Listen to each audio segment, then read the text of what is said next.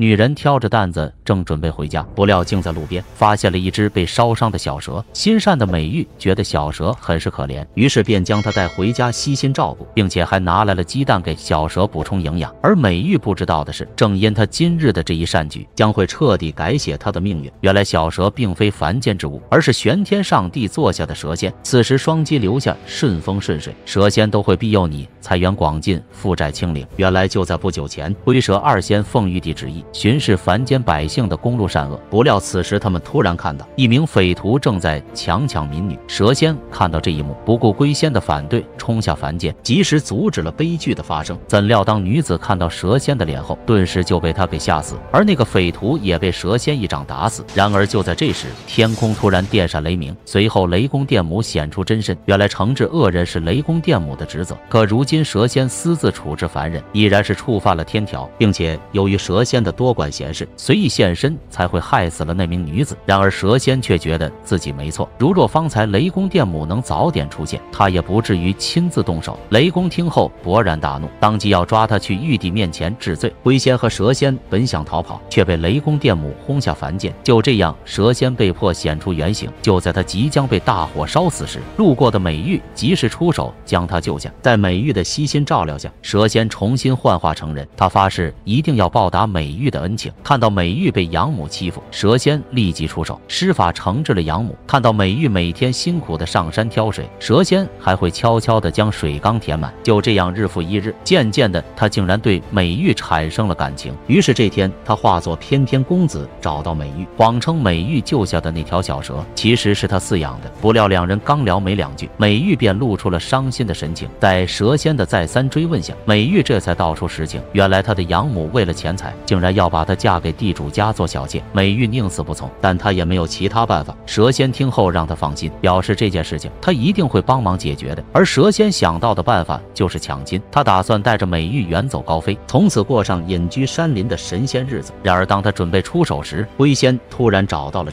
他先是抱怨了蛇仙连累他的事，随后在得知蛇仙与美玉的事情后，他好心奉劝蛇仙放弃，因为蛇仙此举是有违天规的，轻则失去修为，重则灰飞烟灭。可是蛇仙早已动了凡心，此刻的他已经管不了那么多了。只见他冲上前去，一掌将新郎官打死。恰好这一幕被轿子里的美玉看到，他误以为蛇仙是妖怪，惊慌之下不慎跌下悬崖。等到蛇仙找到他时，美玉早已没了呼吸。看来人神终究是无法相恋的。